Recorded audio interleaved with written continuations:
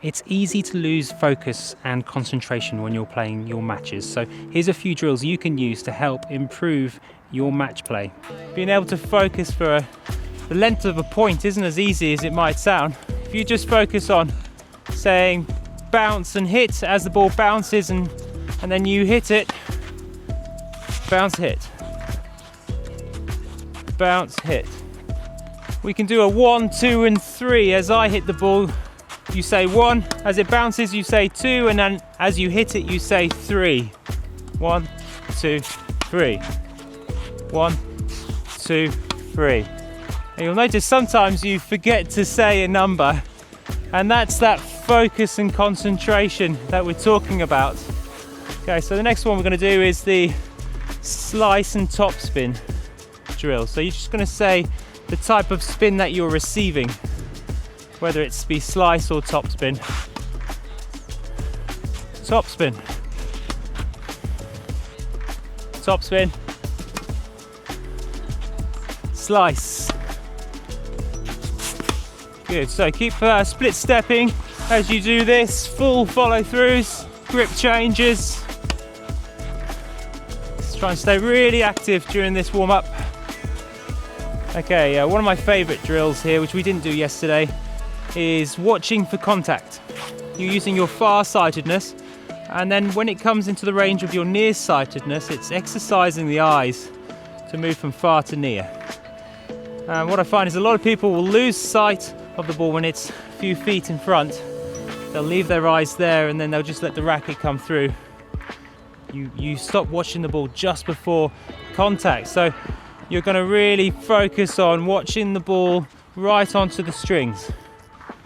Okay, and in addition to that, I want you to leave your head there just for a second after contact.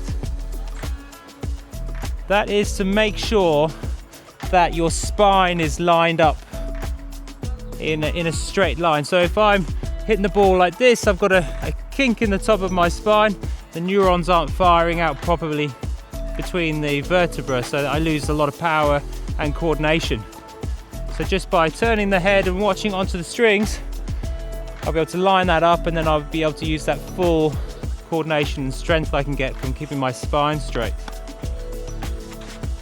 And you'll see the likes of the top guys, they're doing this all the time on every shot. It feels really weird, but actually really quite nice as well, doesn't it?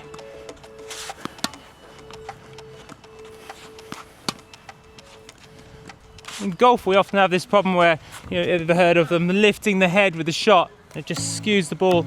The same applies in tennis. If you try and watch the ball too early, you're going to change your swing as you bring the arm around with the shoulders. So keep that head down through contact just for an extra moment. The counterintuitiveness of this motion is that you actually lose sight of the ball after contact. And you end up looking down at the ground as the ball's already left. Now you can't actually see the ball hit the strings, more often not, because your eyes only see the world in the equivalent of 30 to 60 frames per second, which isn't quite fast enough to see the contact. It's all a bit of a blur down there. It's actually a bit of a joke amongst advanced players, how long they can leave their head down like this after a shot. To the point where it's exaggerated, so they turn their head and face backwards like this. Okay, I want you to relax your grip, and one tip that's going to help you relax the grip is by making sure you breathe out through contact. Now, if you breathe all the way in, you'll notice you can't rotate because you're just full. So if you breathe out, you've got that full range of motion. So when you do your motion, you need to start breathing out through the motion so that at contact, you're about 70% empty of air, and then you can do your full follow through. Okay, now we're at the back, we're going to do another exercise, and this is going to focus on your footwork. It's called attack and defend. So if I'm moving forwards to hit the ball, say attack, and if I'm moving back, I'm going to be defend. If I'm holding the baseline, I'll just say rally. Rally. Rally. Defend. Attack.